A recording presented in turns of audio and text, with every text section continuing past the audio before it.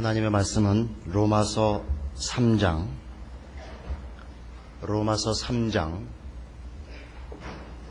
21절에서 24절까지 말씀을 봉독해 드립니다. 로마서 3장 21절에서 24절까지 말씀입니다. 이제는 율법 외에 하나님의 한 의가 나타났으니 율법과 선지자들에게 증거를 받은 것이라. 곧 예수 그리스도를 믿음으로 말미암아 모든 믿는 자에게 미치는 하나님의 의인이 차별이 없느니라. 모든 사람이 죄를 범하였음에 하나님의 영광에 이르지 못하더니 그리스도 예수 안에 있는 구속으로 말미암아 하나님의 은혜로 값없이 의롭다 하심을 얻은 자 되었느니라. 지난주에는 이 복음을 설명하는 핵심되는 부분 중에 첫 번째로서 구원이라는 것을 정의할 때 하나님 앞에서의 인간의 현실을 가지고 구별을 해야 된다 그랬습니다. 하나님과의 관계에서 우리가 죄인이었을 때 우리의 현실, 우리의 절망적인 상태와 주 예수 그리스도로 말미암아 하나님의 자녀된 구원받은 상태와를 비교하지 않으면 구원의 참다운 기쁨과 그 차이를 혼동하게 됩니다. 오늘 우리가 생각하려는 것은 이제 한 걸음 더 나아가서 이 구원이 하나님의 손에 의하여 이루어졌다는 것입니다. 21절에 있는 바와 같이 이제는 율법 외에 하나님의 한 의가 나타났습니다. 하나님께서 직접 이 구원을 이루신 것입니다. 이것은 앞에 있었던 율법이 요구하는 것, 즉 그 율법의 대상인 우리 인간이 우리의 구원을 위하여 행해야 되는 그것과는 달리 하나님께서 이 구원에 필요한 모든 것을 이루셨다는 것을 강조하고 있습니다. 이건 굉장히 중요합니다. 기독교의 가장 큰 적 중에 하나라고 할 수도 있고 모든 신자들을 가장 혼동시키는 것 중에 하나가 뭐냐 하면 기독교 신앙의 개념화입니다. 실제로 이 부분에 대하여는 그 신학적인 자체 내의 논쟁이 있습니다.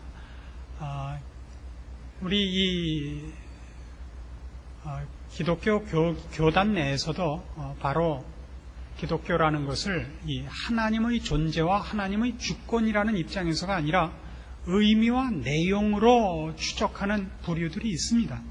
우리가 쉽게 신신학자들이라고 분류를 하고 있습니다. 그 구체적인 내용은 이런 것들입니다.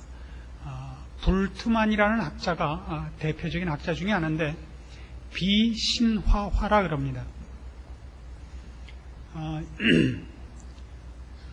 어느 민족이나 종교를 가지고 있습니다. 그런데 특별히 히브리 민족의 종교였던 이 기독교가 전 세계에 이렇게 널리 퍼진 것은 저들이 가진 종교성이 다른 민족이 가진 종교성보다 그 종교적 수준이 우월했기 때문이다 라고 추적하는 부류입니다. 그러면 하나님은 어떻게 되고 예수님은 어떻게 되는가? 그러면 저들은 히브리 민족이 저들이 가진 그 종교적인 어떤 내용들, 고급한 윤리와 도덕을 사람들에게 잘 인식시키고 수납하도록 하기 위하여 그걸 신화화했다는 것입니다. 착한 일을 권면하고 악한 일을 중단시키기 위하여 종교적인 형태를 빌어 그 교훈을 기록한 것이 성경이라고 얘기하는 것입니다. 착한 일을 하면 상을 주고 나쁜 일을 하면 벌을 받는다. 그러니까 착한 일을 권면하고 인간에게 고급한 인생을 살게 하기 위하여 그 내용을 신화적 그 표현을 빌어서 썼으므로 신화적인 요소를 제거해버리고 신화적인 요소를 동원하여 주장하려고 했던 내용만을 제대로 발췌해야 된다 하는 것이 이 비신화화 운동이라고 일컬어지는 이 주장의 핵심입니다. 그래서 저들에 의하면 여호와 하나님이 이스라엘 백성을 바로의 손에서 꺼냈다든가 홍해를 가르고 건넜다든가 예수님이 십자가에 달려 돌아가신 후에 사흘 만에 부활했다는 것은 인정하지 않습니다. 그것은 중요하지 않고 그렇게까지 그 내용을 강조하도록 만든 그 내용에만 접근하자 이겁니다. 그건 뭐냐? 박의 정신이다 이거죠. 오른편 뺨을 맞으면 왼편 뺨도 대라. 네 이웃을 사랑하라. 원수를 위하여 기도해라. 이것을 강조하기 위하여 그를 예수 그리스도의 가르침을 강조하기 위해 예수 그리스도를 신격화시켰다는 겁니다. 제가 그렇다는 거 아니고 쟤들이 그런단 말입니다. 또 이렇게 가르치면 우리 목사님이 그렇게 가르쳤다라는데 아주 미치겠어요. 학교에서 이런 강의를 우리가 받은 적이 있습니다. 이렇게 잘못 가르치는 자들이 있다라고 가르쳤더니 시험 답안지에 나는 이 학교에 들어올 때까지도 이것을 모르고 있었는데 이런 줄은 처음 알았다. 이런 신앙 고백으로 받아들이는 학생들이 있어서 교수들이 가끔 놀라곤 했던 기억이 납니다. 이 일의 대표적인 사람 하나가 여러분이 존경하는 사람 중에 하나인 슈바이처 박사입니다.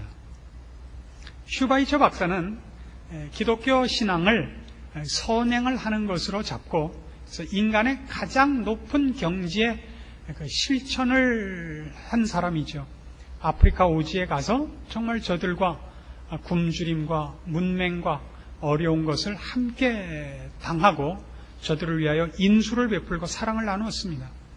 그러나 그가 가진 신앙은 무엇이었느냐 하면 예수님이 하나님의 아들이라든가 신이라는 걸 믿지 않습니다. 예수님은 우리 인간이 마땅히 해야 될 선행을 자극하기 위하여 이 땅에 오셔서 그 인간들의 선행과 지고한 인간의 이상들을 자극하시다가 그것이 제대로 이루어지지 않자 자신을 불살라 모범을 보이사 우리를 도전하신 분으로 생각을 합니다.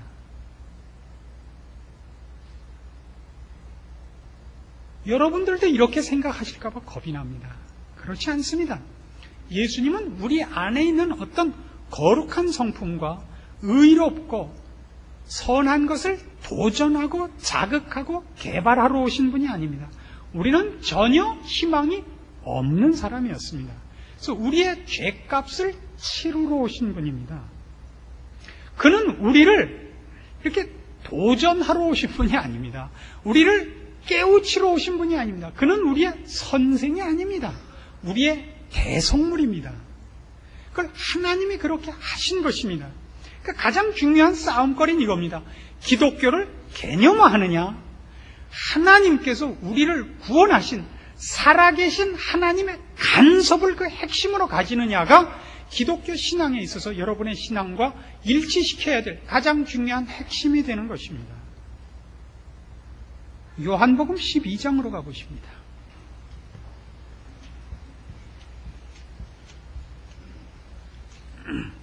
요한복음 12장 44절입니다.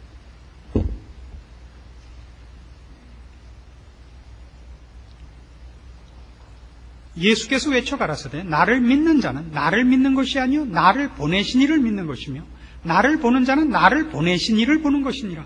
잊지 마십시오. 예수님 그러면 사랑의 화신, 4대 성인 이렇게 보시면 안 됩니다. 예수님은 하나님이 예수님을 보내신 것으로서 예수님을 여러분이 인식하고 계셔야 됩니다.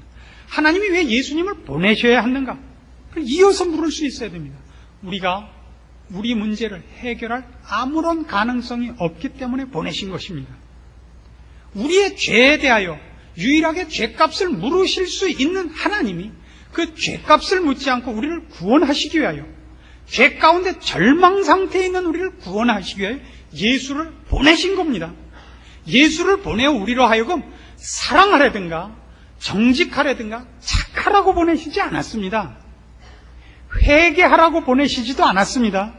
예수님을 보내어 우리를 구원하려고 보내셨습니다. 회개는 이제 예수 그리스도로 말미암아 우리가 하나님의 자녀 됐기 때문에 예전에 내가 누군지를 아는 인식입니다. 그건 결과입니다. 회개는 구원의 조건이 아닙니다. 이게 우리가 밤낮 속는 부분이죠. 그래서 기독교 신앙을 논할 때 여러분이 기독교를 무슨 선행이나 고급한 이상의 실천이나 사랑이라고 생각하는 것 같이 기독교 신앙을 모독하는 것이 없습니다. 기독교 신앙의 핵심은 인간이 누군가를 분명하게 인식하는 것을 원칙으로 합니다. 그리고 인간의 현실이 무엇인가는 하나님의 존재와 거룩하신 하나님 아래서 인간의 위치를 상관관계에서 확인하지 않고는 있을 수가 없습니다.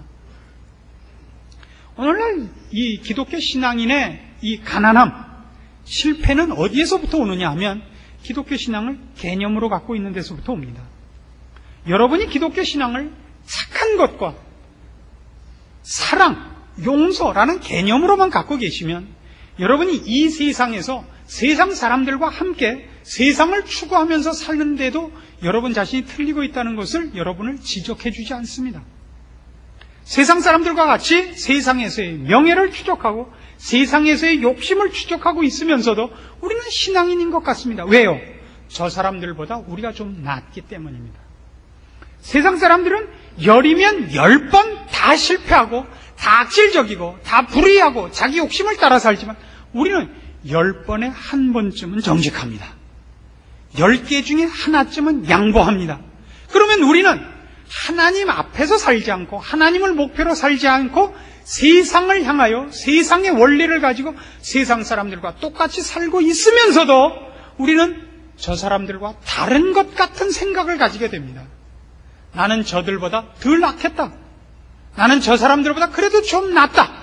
이것이 여러분이 신자라는 증거인 것 같이 스스로를 속이게 되는 것입니다. 아닙니다. 우리는 세상을 향하여 살지 않고 하나님을 향하여 살고 하나님 앞에서 삽니다. 우리는 9가지를 잘하고 1가지를 틀려도 하나님 앞에서 죄책감을 가져야 됩니다.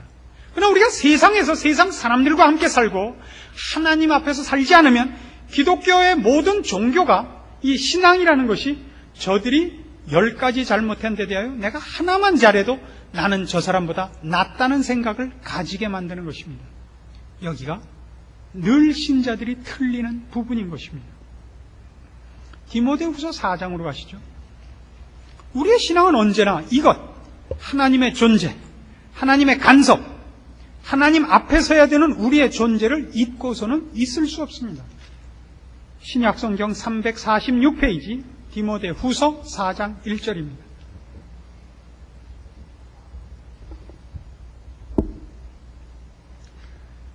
하나님 앞과 산자와 죽은 자를 심판하실 그리스도 예수 앞에서 그의 나타나실 것과 그의 나라를 두고 엄히 명하노라. 이겁니다. 언제나 이것이 있어야 됩니다.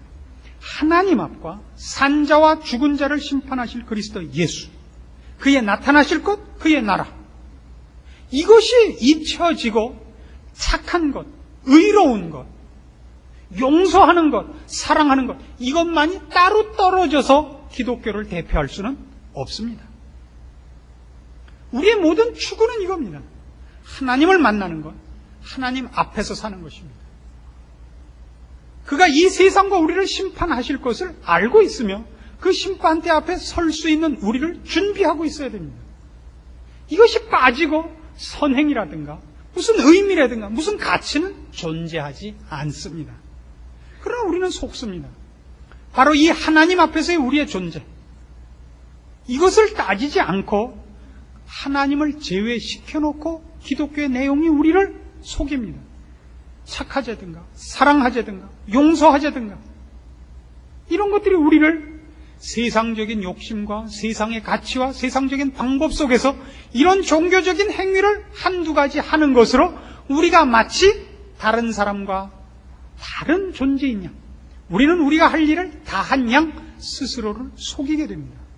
이런 문제에 대하여 성경이 이렇게 우리를 꾸중하는 것과 만납니다. 마태복음 6장으로 가시죠.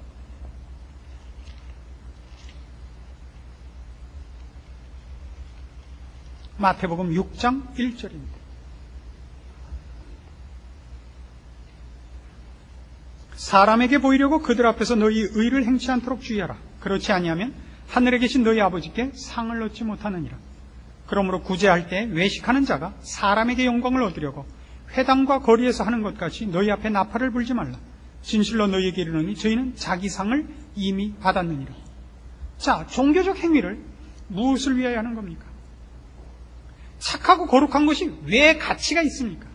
그것이 사람에게 저 사람은 이 세상의 재물이나 이 저급한 것을 욕심내는 동물적인 수준이 아니고 고급한 인격이라는 것을 증명받기 위하여 종교가 여러분에게 소유되고 있습니까?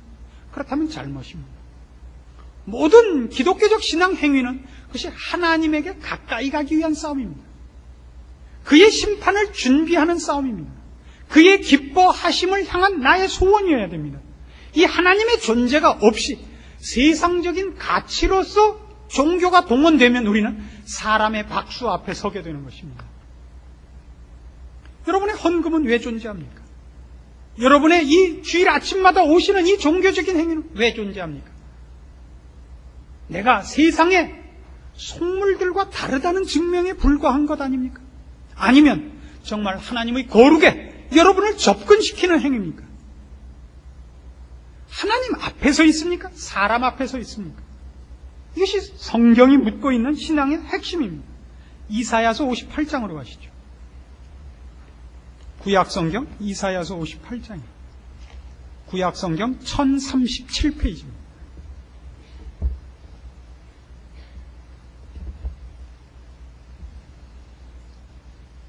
크게 외치라. 아끼지 말라. 내 목소리를 나팔같이 날려 내 백성에게 그 허물을 야곱집에 그 죄를 고하라. 그들이 날마다 나를 찾아 나의 길 알기를 즐거워함이 마치 의를 행하여 그 하나님의 규례를 폐하지 아니하는 나라 같아서 의로운 판단을 내게 구하며 하나님과 가까이 하기를 즐겨하며 이르기를 우리가 금식하되 주께서 보지 아니하심은 어찌 미오며 우리가 마음을 괴롭게 하되 주께서 알아주지 아니하심은 어찌 미니까 하느니라. 보라, 너희가 금식하는 날에 오락을 찾아 얻으며 온갖 일을 시키는도다. 보라, 너희가 금식하면서 다투며 싸우며 악한 주먹으로 치는도다. 너희 오늘 금식하는 것은 너희 목소리로 상달케 하려 하는 것이 아니라 이것이 어찌 나의 기뻐하는 금식이 되겠으며 이것이 어찌 사람이 그 마음을 괴롭게 하는 날이 되겠느냐. 그 머리를 갈대같이 숙이고 굵은 배와 재를 펴는 것을 어찌 금식이라 하겠으며 여호와께 연락될 날이라 하겠느냐. 나의 기뻐하는 금식은 흉하게 결박을 풀어주며 멍에의 줄을 끌어주며 압제당하는 자를 자유케 하며 모든 멍에를 꺾는 것이 아니겠느냐. 또 줄인 자에게 내 식물을 나눠주며 유리하는 빈민을 내 집에 들이며 벗은 자를 보면 입히며 또 내 골육을 피하여 스스로 숨지 아니하는 것이 아니겠느냐. 금식이 뭐라고요? 금식이 밥을 굶는 것이 다가 아니라고요. 밥을 굶어갖고 얼굴이 흉해지는 것이 전부가 아니라고요. 그러니까 여기엔 뭐가 있냐면 금식을 하고 있다는 걸 사람에게 보이는 것이 금식의 목표가 아니라고요. 다시 말해서 종교적인 행위가 사람에게 박수 받는 가치로서 전락해서는 안 된다고요. 금식이란, 즉 종교적 행위란 무릇 하나님의 마음을 닮아가는 것이어야 된단 말이죠. 금식이 뭐냐?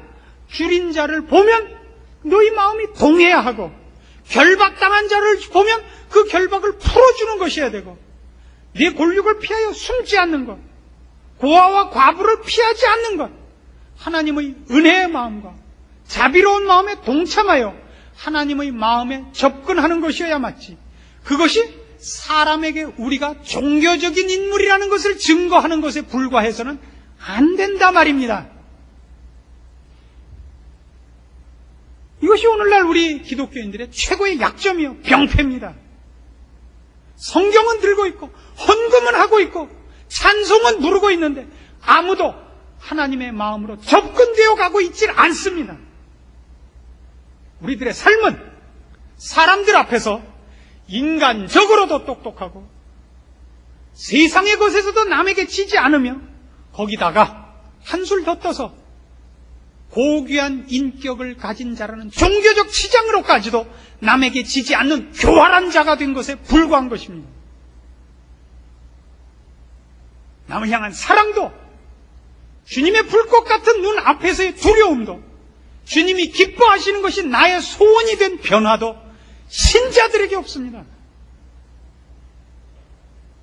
이 나라의 신자의 비율은 굉장히 많습니다. 4천만 인구 가운데 1,000만이 넘는다 합니다. 그 중에 대부분은 사기꾼들인 것입니다. 구원을 못 받았다고 생각하지는 않습니다. 구원은 받았는데 더럽게 받아 처먹고 있는 겁니다. 신자다운 사람이 없어요. 예수를 믿는다고 하지만 예수님이 옛날 바리새인들을 꾸중한 것 같이 너희가 천국 열쇠를 갖고 너희도 안 들어가고 남들도 못 들어가게 한다가 정확히 우리의 꼬라지입니다. 이런 설교를 들으면 꼭 가면서 이딴 소리를 해요. 이걸 누가 들었어야 하는데. 여러분 자신이에요. 남에게 이 얘기를 돌리지 마십시오. 호세아 6장으로 갑니다. 구약성경 1261페이지 호세아 6장입니다. 1절 말씀부터 봅니다.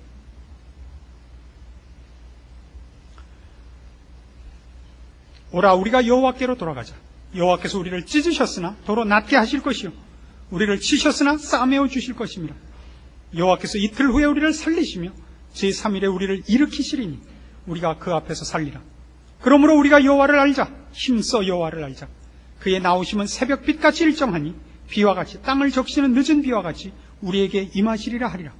에브라임아 내가 네게 어떻게 하랴? 유다야 내가 네게 어떻게 하랴? 너희의 인애가 아침 구름이나 쉬 없어지는 이슬 같도다. 그러므로 내가 선지자들로 저희를 치고 내 입의 말로 저희를 죽였으니 내 심판은 발하는 빛과 같으니라. 나는 인애를 원하고 제사를 원치 아니하며 번제보다 하나님을 아는 것을 원하노라. 무엇보다도요? 번제보다도 뭘 원한다고요?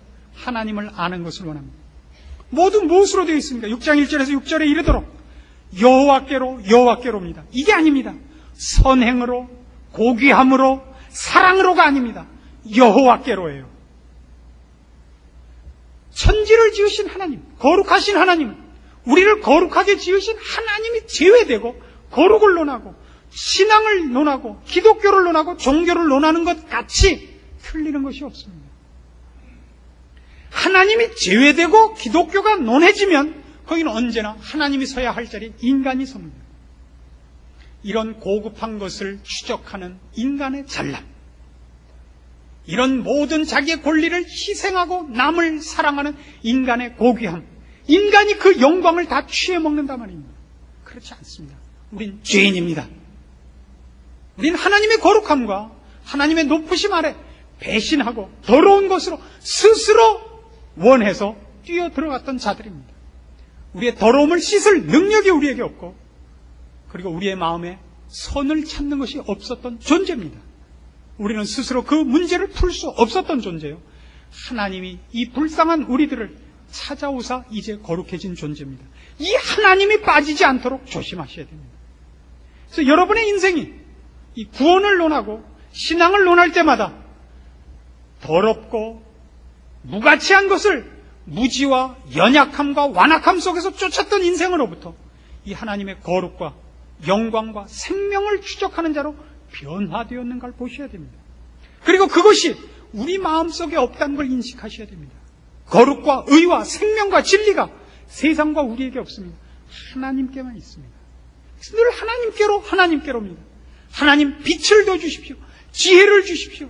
지식을 주십시오. 의와 거룩을 주십시오. 불쌍히 여기십시오. 이것이 신앙의 핵심입니다. 내 애새끼를 붙여주십시오. 돈을 주십시오. 건강을 주십시오. 이건 기도 제목에 늘 필요가 없습니다. 언제나 그것뿐입니다. 그것 빼놓고 기도한 것이 뭐가 있습니까, 여러분이? 더 큰 자동차, 더 오랜 생명, 더 높은 지위, 더 아름다움, 더 잘난 재능, 이것 왜 기도해본 것이 뭐가 있냐 말이에요.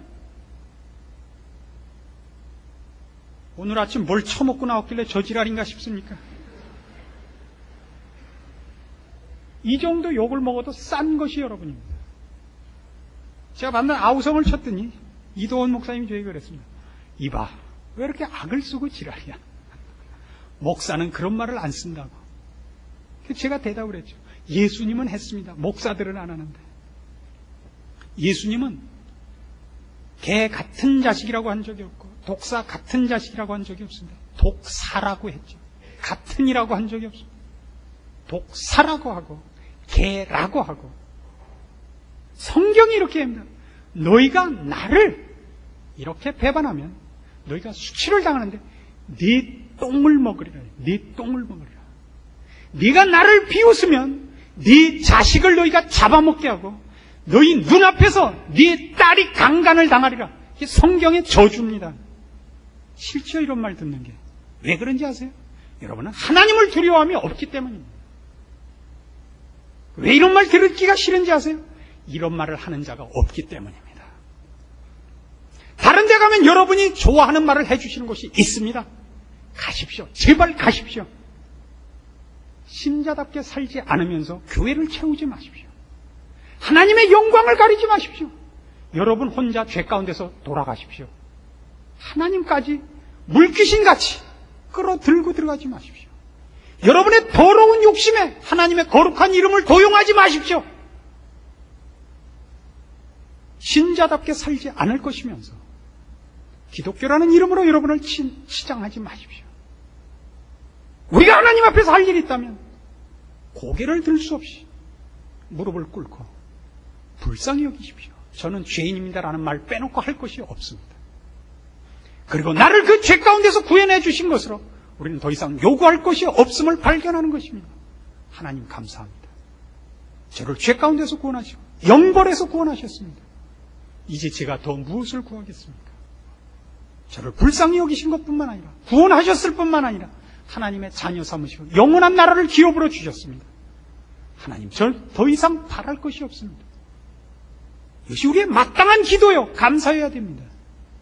시편 27편으로 갑니다.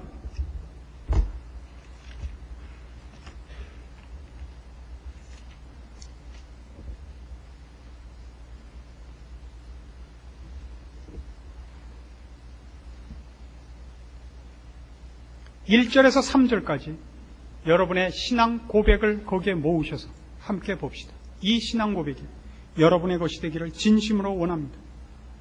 같이 읽습니다. 여호와는 나의 빛이요 나의 구원이시니 내가 누구를 두려워하리요. 여호와는 내 생명의 능력이시니 내가 누구를 무서워하리요. 나의 대적 나의 원수된 행악자가 내 살을 먹으려고 내게로 왔다가 실족하여 넘어졌도다. 군대가 나를 대적하여 진칠지라도 내 마음이 두렵지 아니하며 전쟁이 일어나 나를 치려 할지라도 내가 오히려 안연하리로다. 아멘. 기도하십시다. 하나님 아버지 은혜를 감사합니다. 우리 불쌍한 인생을 돌아보사 우리의 무지와 완악과 연약과 어리석음을 개의치 아니하시고 우리를 죄 가운데서 구원하사 하나님의 자녀 삼으셨습니다. 우리의 운명이 하나님 손 안에 있고 그 은혜와 사랑 가운데 있음을 감사합니다. 우리가 이제는 죽어도 주 안에서 눈을 뜰 것을 믿사오며 우리가 이 세상에서 실패하여도 영원한 나라에서는 실패치 않을 것을 믿습니다. 이제 원하옵는 것은 주의 은혜를 입은 주의 심령들이 신자답게 살 힘을 주시옵소서. 지혜를 주시고 지식을 주시며 하나님 앞에 얻은 바 우리의 영원한 영광을 깨닫게 하사 이 세상과 타협하지 않고 살게 하여 주시옵소서. 그리하여 주의 영광과 은혜와 베푸신 구원이 주를 믿는 신자들을 통하여 놀랍게 증거될 수 있도록 주의 자녀들을 힘있게 붙잡아 주시옵소서. 예수님의 이름으로 기도합니다. 아멘.